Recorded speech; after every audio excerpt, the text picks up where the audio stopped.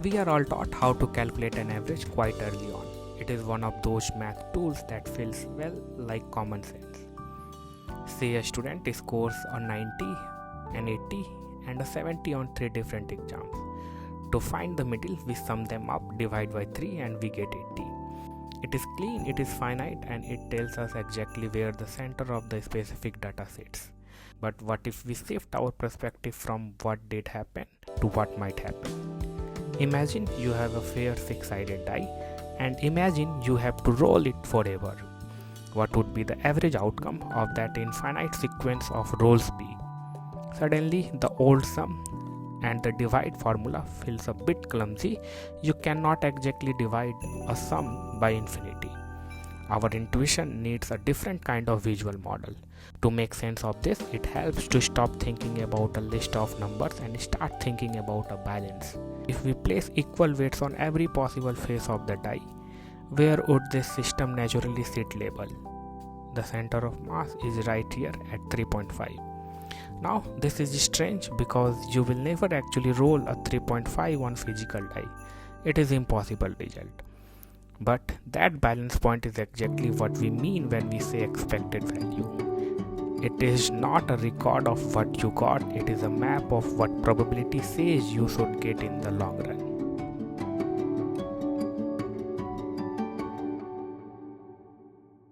Before we dive into probability, let's revisit a tool we use every day, the arithmetic average.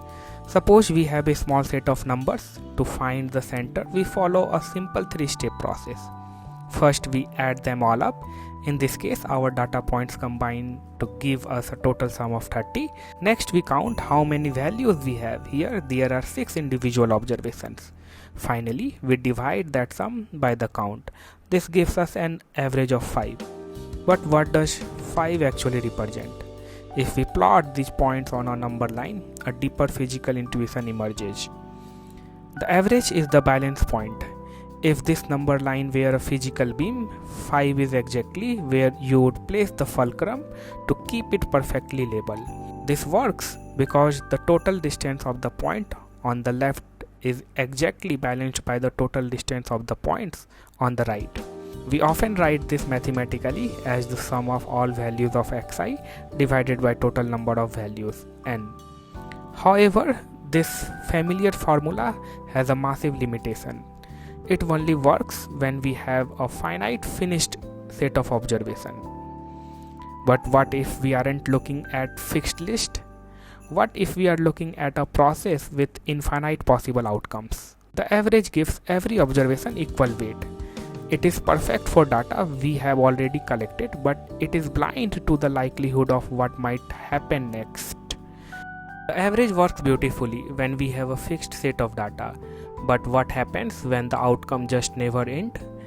In a finite world, everything is well behaved. If we roll a die 5 times and get these values, the math is straightforward. We sum them up, divide by 5 and we get a clean result 3.2. But now let's step into the infinity. Imagine rolling that same die forever.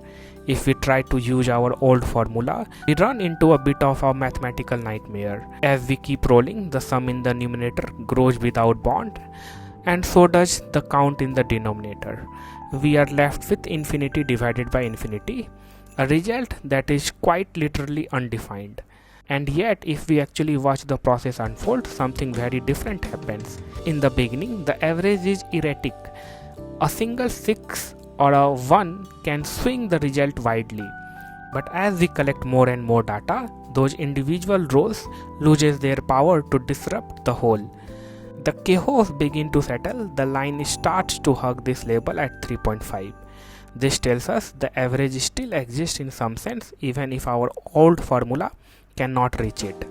Our current formula is reactive, it needs to see the data first, but for a die, we already know the probabilities in advance.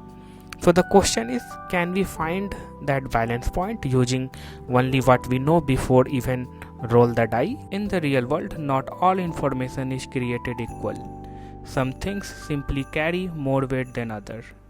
Take a typical grading system. Your final exam usually matters more than a quick morning quiz. If we just took a plain average of these scores, we would get an 80. but that feels wrong. By giving the final a 50% weightage and the Qs only 20%, we get much more accurate reflection of the student performance. 82. To see what is happening geometrically, let's go back to our number line. Instead of equal sized point, imagine our weights now have different masses.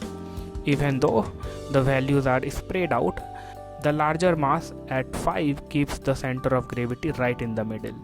But watch what happens if we increase the importance, the weight of the value at 8. The balance point is pulled towards the heavier side. It is a dynamic system that responds to the importance of each value.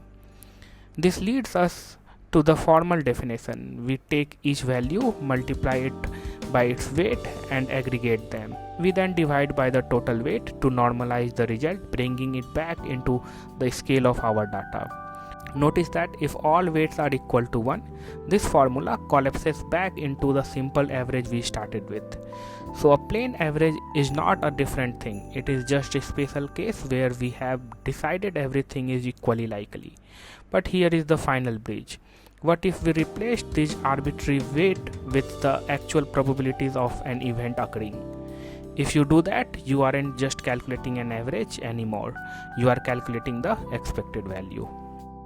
We have seen how averages work with data and how weights shift a balance point. Now we bring these two worlds together. If we take our weighted average formula and replace those weights with probabilities, something beautiful happens. Since probabilities by definition must sum to exactly 1, our denominator simply vanishes. We are left with a surprisingly elegant expression. The expected value is just the sum of every possible outcome, each scaled by the likelihood of its happening. Let's test this on our fair die. We list every face and we give each one its fair share of the weight, 1/6. Each face contributes a small piece to the total sum, 1/6, 2/6, and so on. When we add those contributions up, we land back at our familiar 3.5. This is the center of mass for a fair die. Even though every face has same weight, the symmetry forces the balance point to the middle. And here is the heart of the matter. You will never roll a 3.5, but this number represents the long run truth of the system. But what if the die is not fair? What if we load it so that the number 6 is 5 times more likely than any other face? Now the symmetry is broken. The mass of probability has shifted heavily towards right. Unsurprisingly, the expected values follows the weight. It is no longer 3.5. It is pulled towards 6. The expectation has changed because the weights have changed. This is the power of the expected value. It allows us to summarize an entire field of possibility into a single physical point of balance. Throughout this journey, we have treated the average and expected value as if they were different entities. But in a very specific scenario, they become one and the same. That scenario is the uniform distribution. A world where every outcome is exactly as likely as every other. On a fair die, every face has a probability exactly 1/6. No outcome is heavier or more important than the rest. If we calculate the arithmetic average of the faces, we get 3.5. If we calculate the expected value, we also get 3.5. The number aligns perfectly. To see why, let's look at algebra. It is a simple but profound bit of rearrangement. In the expected value formula, if every probability is just 1 over n, we can factor out the constant right out of the sum. And what we are left with? The sum of all values divided by the number of values. The very definition of plain old average. Geometrically, it is even more intuitive. If every point on our beam has same mass, the balance point is determined solely by their positions. The center of the data is the center of probability. They occupy the exact same space on the number line. We realize that the average is not a separate concept at all.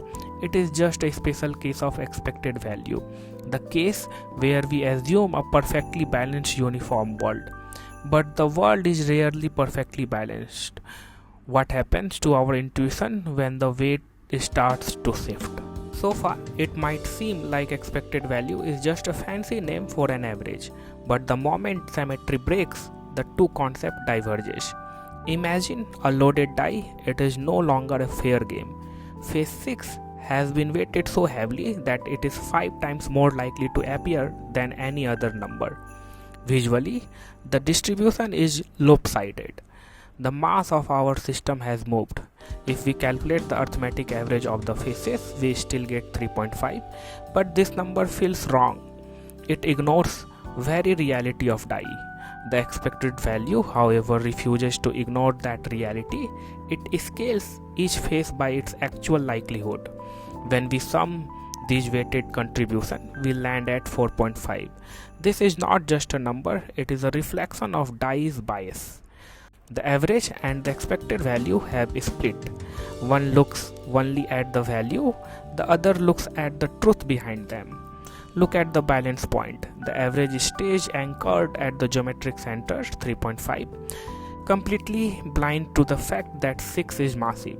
But the expected value pulled towards the weight, it finds the new center of mass, it respects the probability. This is the core takeaway.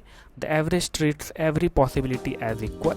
The expected value treats every possibility as it actually is. Expected value is more powerful tool because it carries the information of the entire distribution within it. But what if our outcomes are not separate points like faces on a die? What if they flow together in a continuous stream? So far we have looked at separate distinct outcomes. But what if the possibilities are infinite? What if our variables don't jump but flows? As we increase the number of possible outcomes, our bars get thinner and thinner. The jagged edge of our discrete world begin to melt away until they vanishes into a smooth curve. We have moved from probability mass to probability density. Mathematically, this transition is beautiful. The discrete sum, which adds up individual points, stretches out into an integral, a tool designed to sum up an infinity of tiny slices. The formula remains fundamentally the same. We take the value x, multiply it by its weight at that point, the density function fx, and sum them all up across the entire range. Just as all probabilities in a die roll sum to 1, the total area under this curve must also be exactly 1. It represents the 100% certainty that something will happen.